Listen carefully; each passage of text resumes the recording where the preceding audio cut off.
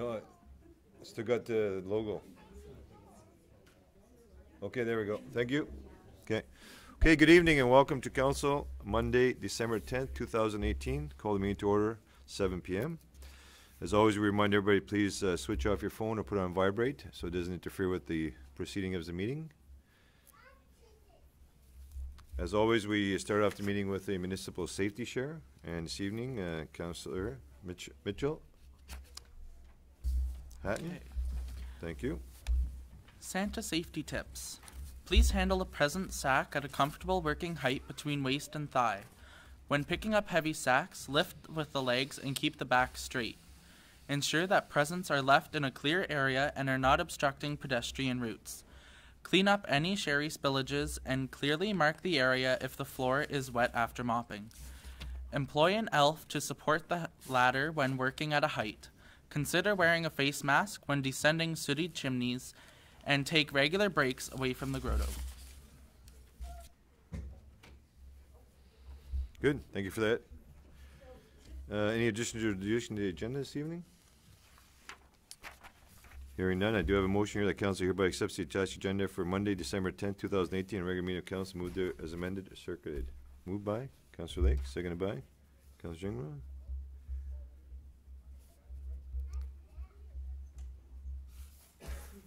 All in favor? Carried, thank you.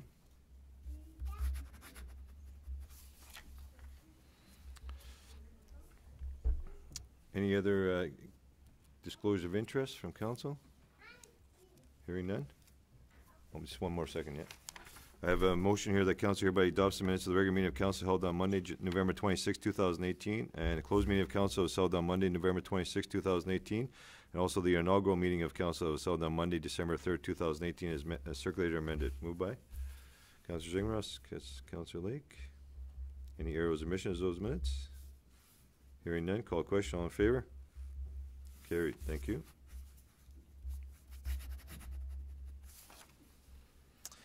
Okay, this evening, as always, in our last meeting of the year, we invite the students from the Margaret Toomey Public School to come and sing us some Christmas caroling songs. So, we will all ask council to get up and move around.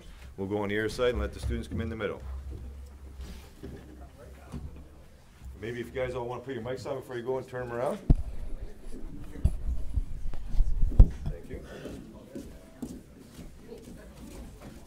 Michael, you put those mics on and just turn around. Thank you.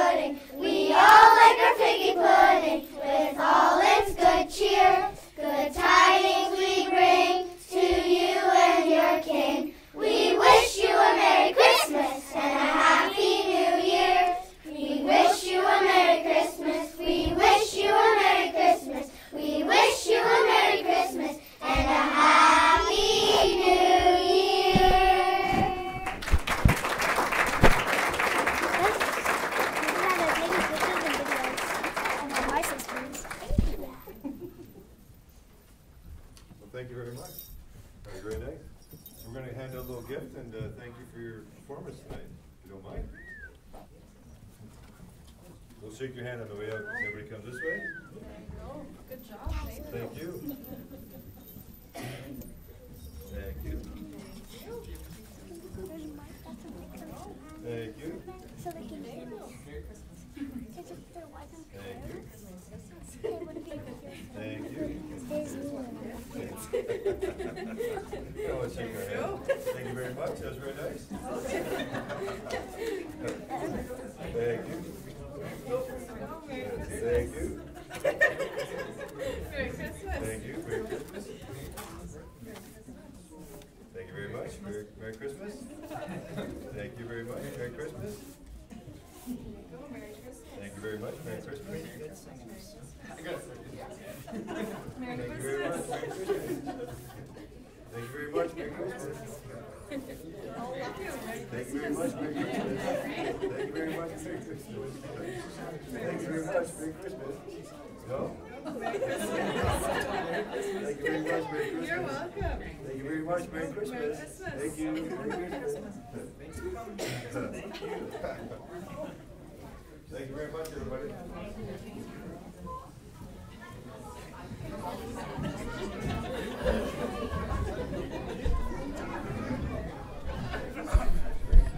So for our listeners at home, we'll just give it a second for everybody to get settled in, and we'll get back into the meeting. Yeah, I got you. I'm pretty sure I put you down. No, library board report. Oh, you got, oh, Kelly, okay. No, report on the board's committee, so Kelly, library.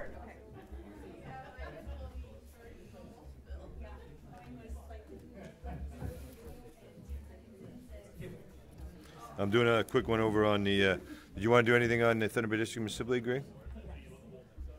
Okay. Yep, you can just say that if you like, I'll ask you, and so you can talk about maybe about your training and that if you want, okay? Okay, thank you very much, and we're back at it. Okay, so, council reports, Councilor Tabushi in regards to the Marathon Public Library. Thank you, Mitchell.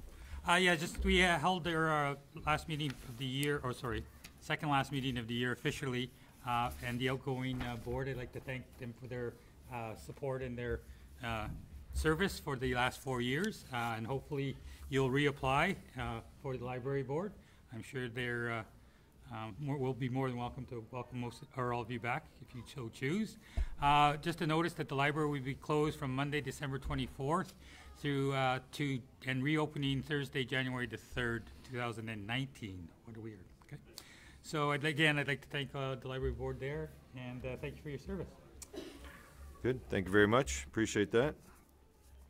We also want to just give a verbal report on the Thunder Bay District Municipal League. Councilor Valance.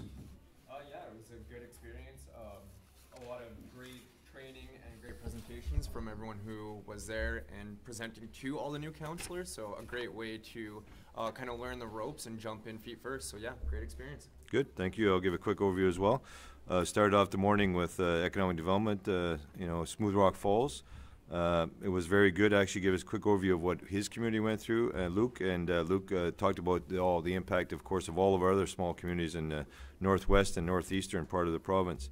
Mark Wright did a quick overview on municipal finance for councillors 101. Give us an overview quickly on what was happening with you as a new councillor. There's quite a few new councillors in the crowd, actually. So that was a good opportunity. Some of us older councillor members understand it, but it's good to get refreshed every once in a while.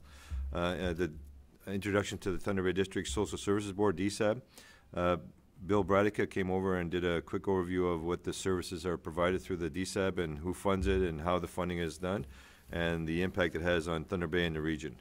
Health Science Center from Thunder Bay Regional came by and gave us an overview on what they're up to and what's happening at their facility and the impact they're having in the jobs and economic opportunities that it creates through the health sector. And then there was the what to expect as a new councillor, and this was done by a couple of councillors, one from City of Thunder Bay and one from Comedy, and talked about Councillor Shelley Chong and Kathy Woodbeck, talked about the opportunities, Wendy Wright talked about the opportunities and the learning curve you're going to have as a new councillor. And then we had multicultural awareness. This is in regards to the immigration and the immigration portals and the great work that the Multicultural Society of Thunder Bay as well as the region is doing. Northwest Ontario Municipal Association, Wendy Land, your president, came and gave an overview of NOMA. Workplace Planning Board, Madge Richardson gave us an overview on the Workplace Planning Board and their up-to-date things they're discussing and where they're going in regards to filling the jobs and the needs in our region. Believe it or not, we're going to have a huge shortage of opportunities for a huge shortage of workforce for the jobs that are coming open. And a lot of people don't believe that, but our aging population is getting close to retirement, so there's going to be a lot of vacancies in the near future. Officer Diana Cole came in and talked about the cannabis legislation as well, and talked about the impacts it has both on the impairment and its usage and in the workplace. And it's really all up in the air right now. There's not a whole lot regards. She couldn't give us that was concrete in regards to the impacts it's going to have and what's the rules and regulations going to be around that. And then Saturday morning we had Patty Haiduk come in and give us an overview from what she's been up to in regards to the as our MP, and of course her being a Minister of Labour, as well as her role there, and that she's always available. No longer Minister, but MPP Michael Gravel came in and gave us an overview of his duties and what he's been up to since the election. And then we had the Blake Police Services Board talk about the impact and the fulfillment of provincial seats on that boards and their boards, like, and we've all been arguing and struggling with the same problem as we've been, almost 2 years now, trying to get a provincial appointment to our board. And now we have a resignation of municipal rep, so we have to apply for that. So we'll continue with that. And then we had Lise Vauju's assistant come in and give us an overview. And Lise was in Europe, so she had a videotape for us. And then we also had Don Rusnick. So it was really a good opportunity. It was good for the veterans. It was also good for the new councillors. So it was a good session all in all. So thank you. Student council reports. Councillor Stone. So the Student Council is hosting the 10 Days of Christmas. So Monday, starting today, we're doing the gingerbread house making competition. So everyone got like big boxes of gingerbread and stuff, and they'll be judging the gingerbread houses later in the week. Tomorrow they're starting the door decorating competition. So everyone can decorate their doors in a nice festive Christmassy way. And then on Wednesday and Thursday they're going to be doing Christmas movies during the lunch break in the common area. Then on Friday it's plaid shirt day. Then Monday they're going to be doing the mannequin challenge. Tuesday is meme/blind day. Wednesday is they announced the winners of the gingerbread making house competition and the door decoration competition. And Thursday is ugly Christmas sweaters. And Friday is they have hot chocolate at lunch. Okay. Councillor Haddon, you have anything?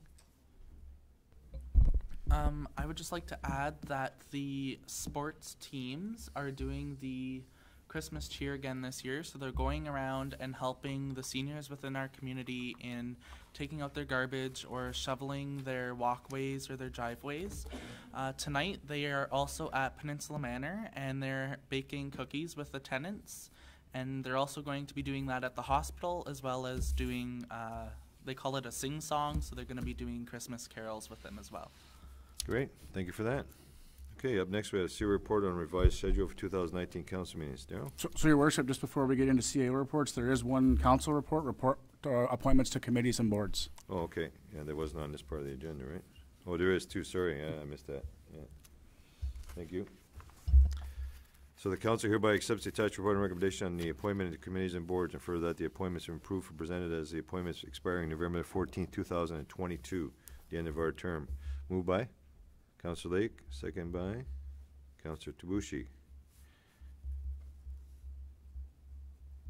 Okay, so we have December 1 through to as acting mayor, we have December 1, 2018 to November 30, 2019, Councillor Gingras. So December 1, 2019 to November 30th, 2020, Councillor Lake.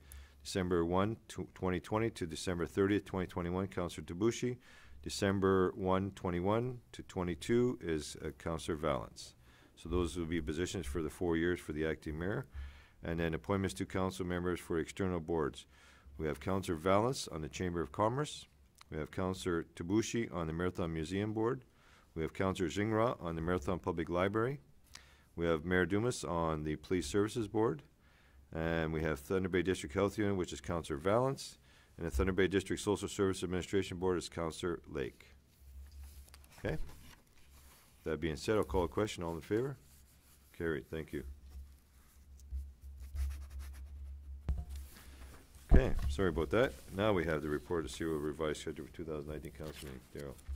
So in previous years, administration would bring a report to council with recommendations for scheduling summer meeting dates, as well as the municipality's procedural bylaw only requires one meeting in the months of July, August, and December. Upon review of our 2019 events, it is recommended that an amended schedule be adopted. The meeting scheduled for January the 28th will have the mayor and CAO and possibly other councillors absent to attend the Roma conference. It is recommended that the January 28th council meeting be cancelled. If any issues arise in between January 28th and the February 11th meeting, a special meeting can be called with the proper notice being provided. The Town of Marathon's procedural bylaw states that one meeting per month is to be held during the months of July, August, and December. Administration is recommending the July council meeting be scheduled for July 22nd, August the 26th, the August meeting be scheduled for August 26th, as AMO is scheduled for August 18th to the 21st, and the December meeting be scheduled for December the 16th. Easter Monday is April the 22nd, a municipal statutory holiday. The date of the regular meeting, council meeting, will be scheduled for Tuesday, April the 23rd. Thanksgiving in Ontario, also a municipal statutory holiday, falls on Monday, October 14th. As such, this meeting will be rescheduled to Tuesday, October the 15th. And a municipal statutory holiday recognizing Remembrance Day falls on Monday, November 11th this year, and as such, the regular meeting of council will be rescheduled to Tuesday, November the 12th. An advertisement will be placed in the Marathon Mercury and on the town's website notifying the public of the changes in the meeting dates. So your options: A, change the council meeting schedule as follows. Cancel the January 28th meeting. Reschedule April 22nd to April 23rd. The regular meeting date of July the 22nd. The regular meeting date of August the 26th. Reschedule Thanksgiving October 14th to October 15th. And reschedule Remembrance Day to November the 12th. Should any matter of urgency arise, a special meeting of council may be called at any time with 24 hours and the proper public notice being provided. B, hold the meetings on alternative dates, or C, keep the regular 2019 schedule. And your recommendation from administration is that option A be selected. Thank you. Thank you for that report. I do have a motion that council hereby accepts the attached report and recommendation and revised schedule for 2019 council meetings, and that the January 28th meeting be canceled, the 22nd of April meeting be rescheduled to the 23rd of April, the July meeting be rescheduled from July 22nd to August, a meeting scheduled for August 26th, the October 14th meeting be rescheduled to October 15th, and that November 11th meeting be rescheduled to November 12th, and further that the public will be notified accordingly. Moved by Councillor Zingrock, second by Councillor Valance. Any questions there or omissions there? Hearing none, call question. All in favor? Carried. Thank you. Report on the Town of Marathon Procedural Bylaw number 1941. Darrell. So Section 238 of the Municipal Act states that every municipality shall pass a procedure bylaw for governing the calling, place, and proceedings of meetings. The town's procedural bylaw regulates the proceedings of council, boards, and committees. With the new term of council commencing December the 1st, 2018, administration has reviewed the town's procedural bylaw. Upon close review, changes include closed meeting exemptions, open public forum, and motions, particularly amendments. Options are A, approved bylaw 1941 being the town's procedural bylaw as presented, or B, approved bylaw 1941 with amendments. And your administration recommends that option A be approved and that the town's procedural bylaw number 1941 be approved as presented. Thanks. I do have a motion here that council hereby accepts the attached report and recommendation of the Town of Marathon Procedural Bylaw number 1941, and for that the appropriate bylaw be adopted later this evening. Moved by Councillor Lake, seconded by Councillor Gingras. Any questions on that motion? Councillor Lake? Yeah, we've never done it before, but I just wonder about, especially think about the fact that we have meetings where we are looking for public input and we often don't get anybody. is there anything in our bylaws that would allow us to hold meetings other than here? Like if we, if we had if we're looking for, I'm thinking of senior input on something in particular, could we hold a meeting, a public meeting there? I'm just trying to think of ways to get the public more involved. I'm not sure what the bylaw states though. So just so I can clarify, so are you talking about a regular meeting of council or a specific, so let's use an example. So a regular meeting of council versus, let's say, a public budget meeting. Right, and I guess in my head I'm thinking public budget meeting, which probably we can have where we want. If we wanted to have a meeting of council, a regular one, does it have to be in the chambers, or can we take it out kind of into the public to try to get more involvement? It could be held in an alternative location, just the proper notice must be provided. Okay. Any other questions, comments? Hearing none, call a question. All in favor? Carried. Thank you. Report on the preliminary report of retail cannabis sales and the community opt-in or out program. Covered all members. Daryl. Thank you. So recreational cannabis became legal in Canada and Ontario, of course, as of October the 17th, 2018. Currently, the only place to purchase cannabis legally is online from the Ontario Cannabis Store. At the time of legalization, the provincial government committed to allowing for private sales in provincially licensed stores, with the regulatory framework to be announced and in place by April 1st, 2019. Recently, the province announced that the Alcohol and Gaming Commission of Ontario would be given the authority to oversee the private sale licensing and regulation. Municipal governments have the one-time opportunity to opt out of allowing retail cannabis stores in their communities. The details regarding applicable particulars are: the decision to opt out must be made by January the 22nd, 2019. The second regular meeting of council in January for us in Marathon is currently scheduled for January the 21st. Unless a municipal government specifically opts out, as per Ontario Regulation 468-18, Section 22, they opt in to recreational cannabis retail sale by default. If a municipality opts out, the decision can be reversed later. However, once a municipality opts in and accepts the stores, there's no mechanism to reverse that decision. As recreational cannabis is a legal, controlled, and regulated product, cannabis stores will be considered like any other type of retail activity.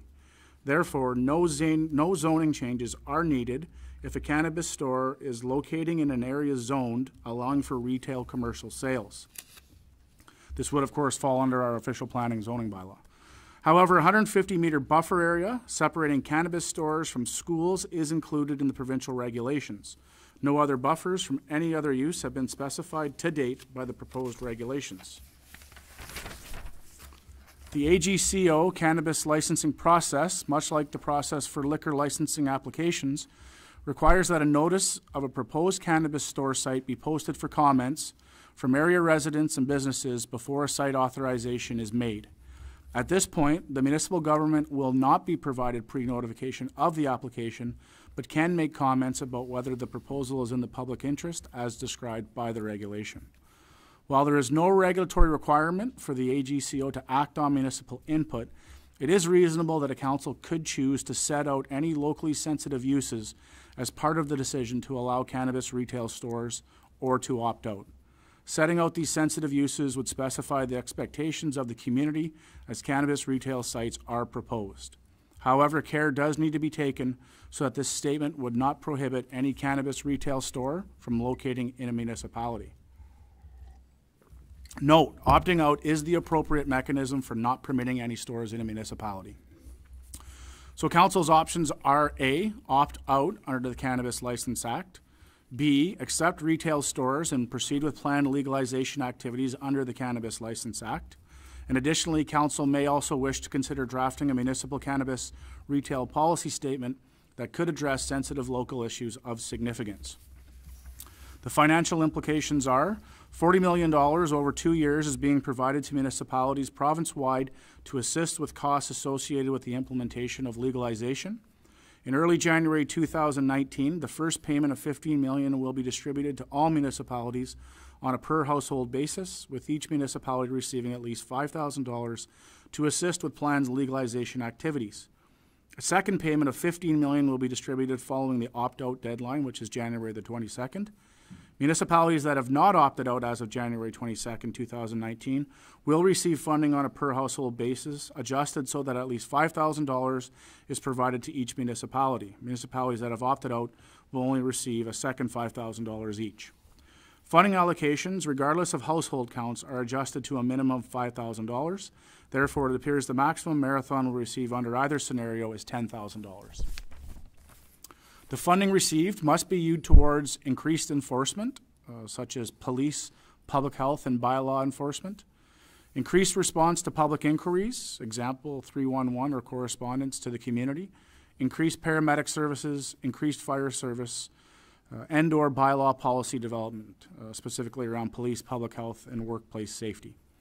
The province is also setting aside $10 million of the municipal funding to address costs from unforeseen circumstances related to the legalization of recreational cannabis, and priority will be given to municipalities that have not opted out.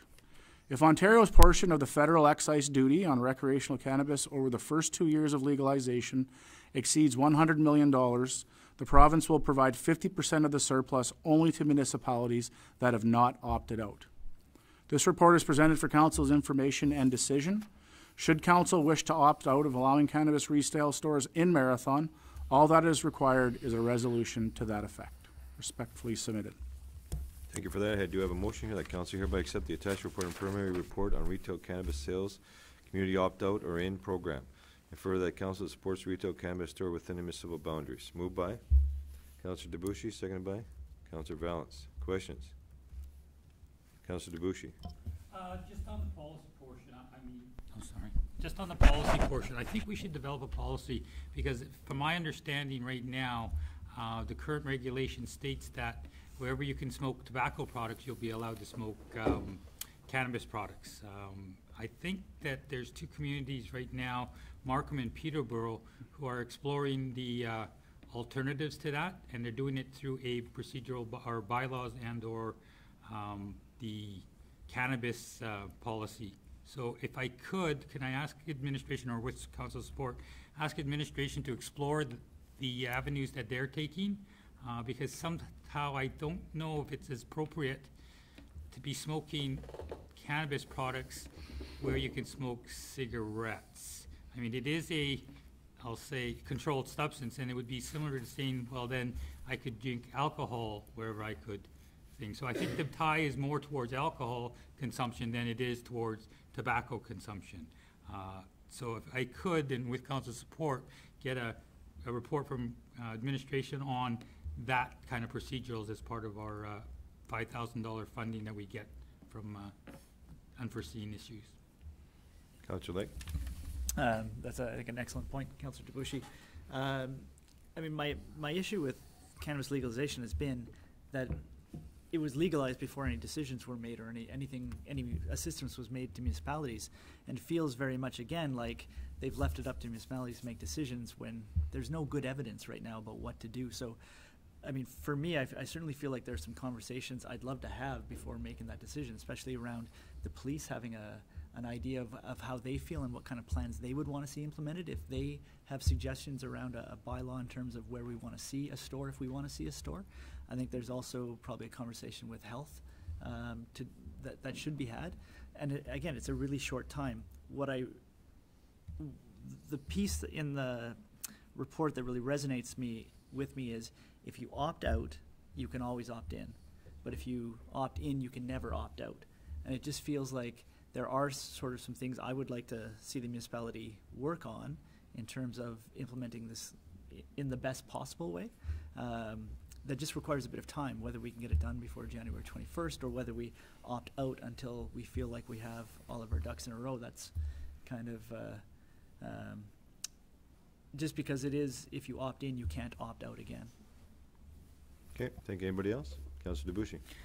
Just in response to that, I think, again, you're right that the province is putting it on municipalities to make the decision with not a lot of background information. However, one thing I would stress is that because it is now legal, okay, and we don't deal in health issues as a municipality, we don't deal with, I'll say, the enforcement or the judgment of if it's right or wrong. What we're having to ask right now is a valid retail operation that's valid or is legal in all across the country now going to be allowed in Marathon.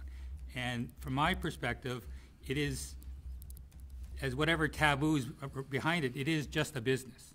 And I think we should support or at least provide anybody the opportunity, if they want to get into that business, that they're not shut of a Marathon. Because believe me, if we don't have a store in Marathon and other communities do, the product will still end up in our community. So we get all the headaches or all the issues that you are concerned about with none of the, I'll say, benefits of either the taxation, the increased, funding from the provincial levels, okay? In a perfect world, the Ontario government would have had a plan in place that would have addressed all our concerns as a municipality, similar to years ago when the no smoking situation came in. Unfortunately, they do not, so they're just asking us right now, will we allow a legal business in Marathon? And right now, I have to say yes. Councillor Lake. And I agree with you. I think we should. That's not sort of what I was saying. What I was saying is I think we need to make that decision in our own time, looking at all the evidence, right? So they're asking us to make the decision by January 21st. I'm not convinced that we have enough time to actually think about it between now and then. I mean, if administration can get us a conversation with some of the other stakeholders in the community, I would agree. And I'm not saying that we don't support a legal business. I agree with you there. I'm saying it's a timeline that I don't really agree with, in the sense that I just don't feel like we've thought through some of the things that we'd have to think through by the 21st. Unless administration, can we put in those sort of regulations once we opt in with it's not a zoning bylaw, it says, with some of the AGCO regulatory stuff. So, Well- Your Worship, just 2 points of clarification, just so council's clear. So, number one, regardless of any policy or bylaw that council chose to adopt, it cannot overpower provincial legislation. Okay, so even if there was a local bylaw, and it went reverse of what the provincial legislation was, it could not be enforced. Okay, the second piece is we can opt in after January 22nd, but if a community chooses to opt in after January 22nd, they're not eligible for any funding from the federal government above and beyond the initial amount. Okay, so that's the only drawback to not opting in before January the 22nd, certainly within council's ability to choose a later date, but it will exclude us from that funding opportunity down the road if it's there. Okay, anybody else? So as you know, when we had the debate at the council's candidates night, everybody who was in attendance at that meeting was in favor of putting a commercial bricks and mortar building in our community. Councilor DeWucci says it clearly that this is a legal substance now, and the availability of having a bricks and mortar in our community is there. We just have to make that choice. I think this council has to make the right choice based on the future economic opportunities for the community. As well, it is a legal substance. Councilor DeWucci made mention of taboos. Well, taboos in liquor and taboos in marijuana is no different, or cannabis. The reality is it's a legal substance now in Ontario. As far as the procedural bylaws, that's a whole other thing that we have to consider down the road. I think they'll give us a couple months, but the reality is to say there would be no smoking of marijuana or cannabis in place where you smoke cigarettes. Well, how are you going to enforce that? That we can't. The police can't even enforce kids smoking cigarettes right now, let alone smoking marijuana or cannabis in public places. So it's something we have to discuss as we move forward after we go through this process. Councillor Lake? Just the point of clarification, I guess what I was looking for is, if we opt in, can we still, through zoning or through other things, say, our preferred location, or in speaking with some of the stakeholders, they would prefer if it was in this area or that area. Is that still within our kind of bailiwick? It is in council's purview to adjust the official plan or zoning bylaw as they see fit. But I also think, Councilor Lake, that this province spells out pretty clear that, within the buffer zone of schools, and that there's not, and we don't have much of a commercial sector other than here, so I don't see it being in the center mall area, because it's a buffer zone to the school. So it'd have to be in the other portion of our commercial sector or elsewhere along the Peninsula Road corridor, so it's not in close to proximity to a school. So that's already been answered in regards to the provincial mandate, right? Yeah, and I think two other important points of clarification for administration. So, number one, it's obviously legal now, right? So it's permissible within the community. And the second is, By utilizing the Alcohol and Gaming Commission, it's a highly regulated license process. Even if the council said, yes, we will accept stores in Marathon, the application process for an individual wishing to open a store in Marathon, it doesn't reside with the town council, only the zoning bylaw does. The actual legislation and the governing of the license goes through the Alcohol Gaming Commission of Ontario. So that's out of our hands and it's highly regulated. Councillor Lake? Just looking for some Yeah. clarity. So not anybody can just open up a shop. They have to No, go no. through that process. Yeah. They have to be vetted by the government. Yep. They have to be, okay. That's correct. So Councillor Lake, just similar to a liquor license that we just had in establishment, that was about a 4 or 6 month process. The individual applies, they go through a whole bunch of background checks, criminal record checks. That's correct. Location, anybody in the neighborhood objecting to the actual location of that facility or that premises. So there's a bunch of regs and, lots of homework done prior to the actual license being issued, for sure. Similar to this. Mhm. Okay? Any other questions, comments? Hearing none, I'm gonna call a question. All in favor of opting in? Opting in. Okay, sounds like unanimous for opt-in, okay? Thank you. Okay, up next we have a report and preliminary report on on the tax adjustments. Chuck, sorry.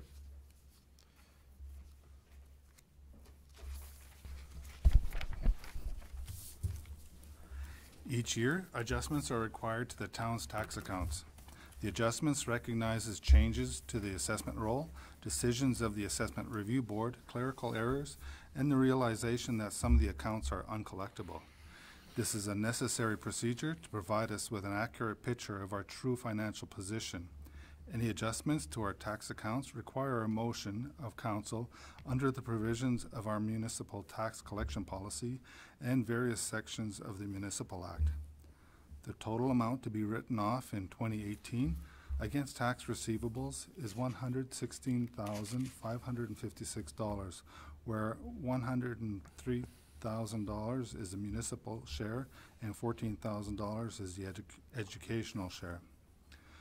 The municipal portion is comprised of $16,771 due to reduced assessment, $974 given for charity rebate, $10,804 for vacancy unit rebates, town properties being written off $44,384, $361 is uncollectible, and vested properties had taxes of $29,292. A portion of the reduced assessment write-off is being offset by supplemental tax revenue of $11,000. The owner was successful in getting the increased assessment reduced after submitting a request for reconsideration with MPAC. The majority of the write-off of the vested properties, town properties, deals with unsuccessful sale of 2 former multi-residential buildings located on McCullough Street and McLeod Drive that were demolished in 2017. The 2018 write-offs on our statement of operations is $102,588.52. The budget amount for 2018 write-offs was $177,000, but it estimated that the bad debt expense will be $345,000. This is a property tax revenue generated in 2018 that will most likely have to be written off in future years. Examples of such would be the properties owned by Marathon Pulp and the DH Food Mall. Administration recommends that the amount of $116,556.55 as detailed in the attached schedule be written off in 2018. Thanks for that report, Chuck. I do have a motion that council hereby accepts the attached report and recommendation on 2018 tax adjustments and further that the amount of $116,556.55 be written off as outlined in the attached report and this schedule. Moved by Councillor Lake, seconded by Councillor Zingrao. Any questions of Chuck on that? Councillor Lake?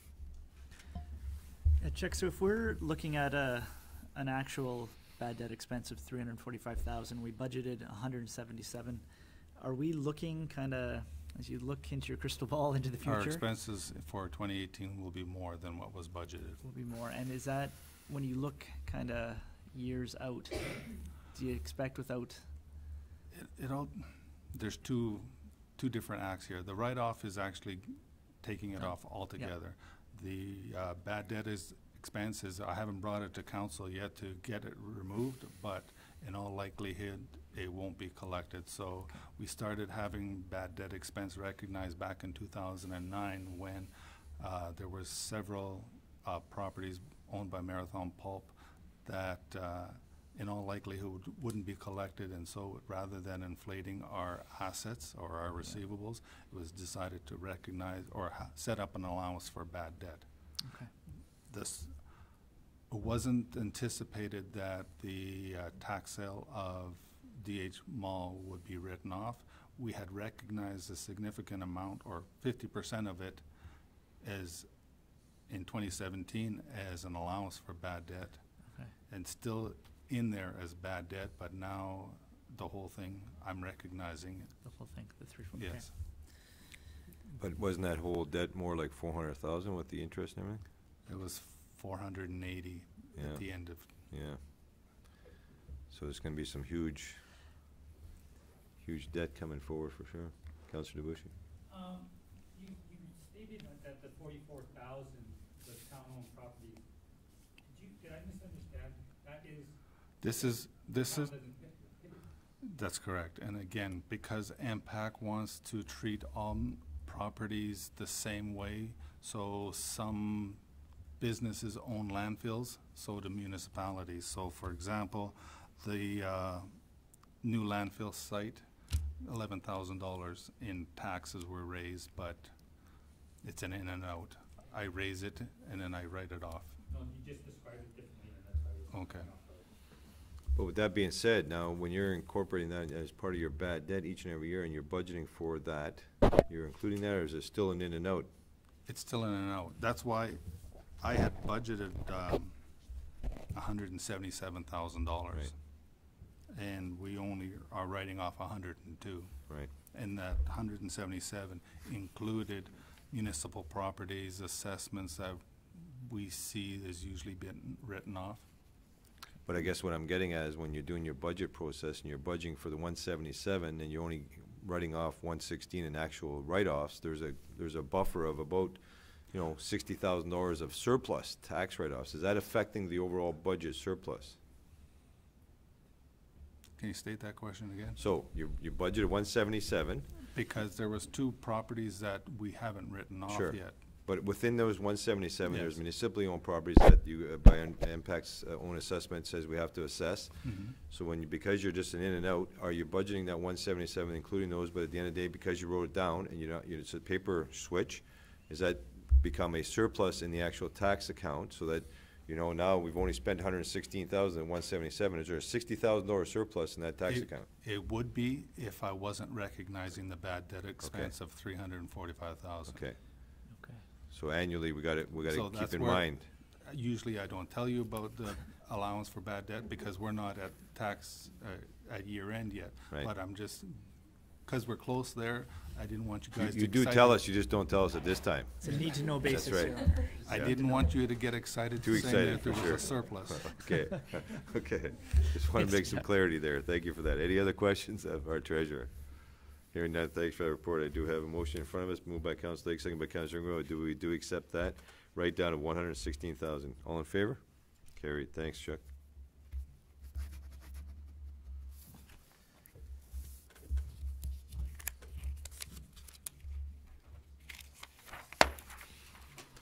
Report on appointment members to boards and committees, a discussion regarding myself, the mayor. There's a motion here that council hereby supports the appointment of myself, Rick Dumas, to the AMO Northern Caucus representing NOMA. Moved by Councilor Zingra, second by Councilor Valance. This is a resolution needed through NOMA to say that I will be Marathon's rep through the NOMA board to represent AMO, on AMO. There will be an additional cost, obviously, to the municipality. So when we do a budget, we'll have to reflect that. There's a bit of travel costs that I'm sure that I'm not 100%. I've asked the executive director of NOMA to clarify that, so we'll see. But there could be a potential slight increase in the budget for that. Councilor Lay? I just think it's worth saying, maybe people, spell out the acronyms, maybe for student councilors too, but it's kind of, this is actually a really big deal. So it's worth. So AMO is the Association of Municipalities of Ontario, so you're representing 450 three roughly municipalities, the city of Toronto is not part of AMO because the city of Toronto has their own municipal act basically. So they do their own thing, and the other 453 of us do the AMO thing. So that represents all the municipalities in Ontario to lobby and bring forth your arguments and your concerns to the provincial government. So there's a caucus table, a northern caucus table. There's the executive table, and you have meetings with the premier and the ministers within the province monthly. So it's a good opportunity to make connections and bring our voice a little louder down there to Toronto, to Queen's Park. It's a huge win, I think, Sure. for the municipality. So we'll see what comes out of it, and I'll bring you some reports back. I'm not too sure about the January meeting because of Roma. We've discussed that, so some might be bumped up to March, but we'll go from there. So all in favor? Carried, thank you.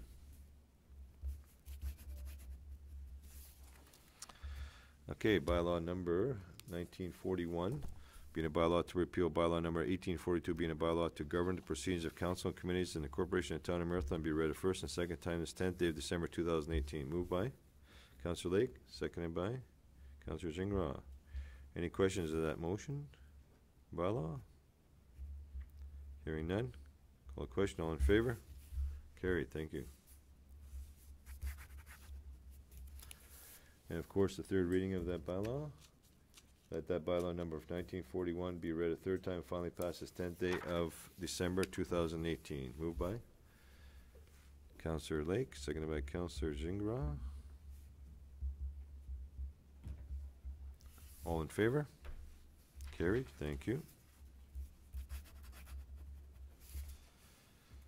So prior to going into in-camera, I'd just like to take the opportunity to wish everybody a Merry Christmas and Happy New Year. This is our last meeting for the year, so we won't have the opportunity to come back on air. We'll be doing a strategic planning meeting. Council will be with administration, but as far as council, so I'd also give the councillors the opportunity to make any type of statement they'd like for the Christmas holidays. Councillor Lake. Sure. Just wish everybody a happy holidays. It's funny. It's a time of year, I think, where there's lots of joy, and lots of us, have family we spend time with and see friends that we haven't seen in a while, get outside, and you get wrapped up in that.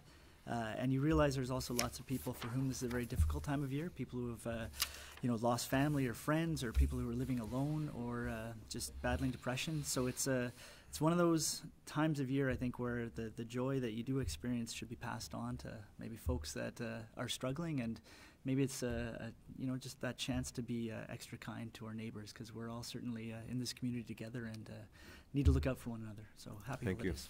you. Councillor Stone. So yeah, I was just wish everyone a Merry Christmas. Hope everyone has a safe, fun rest of the year. So that's pretty much all I got. Thank you. Councillor Vallis. Just to wish everyone very Merry Christmas, happy holiday season, and a very happy new year. I think the best thing about New Year's is it always brings in a fresh start, and time for some fresh opportunities too. So again, happy holidays, everyone. Thank you. Councillor Tabushi. Yes, I'd just like to thank you, Mitchell. I'd like to take the opportunity to wish everyone a Merry Christmas. I again reiterate Councillor Lake's thoughts. It is a trying time for some people, and there's if you can share your time or your some of your bounty with others. There are a lot of activities out there to help raise money for the food hampers and the children's gift package. So if you are able, please support those also. Thank you. Thanks. Councillor Haddon. I would also like to wish everyone a very Merry Christmas and a Happy New Year, and I hope everyone gets out to enjoy the recreation activities and marathon that are going to be happening over the holidays. Good, thank you. Councillor Gingras. Okay, and I usually like to say my little Merry Christmas in French to give a chance, opportunity to the francophones in our community too. So, joyeux Noël à tout le monde et bonne année. Pour ceux qui voyagent, prends soin sur les routes et prenez beaucoup de temps avec vos amis, votre famille, et joyeux Noël. Thank you very much. And once again, I just want to take the opportunity to thank everybody for their great work over the last year, and administration as well. It's a great team we have here, and with a new member of our council and a new member and student councillor, it's good to see, and hopefully that we have a prosperous 2019 in Marathon.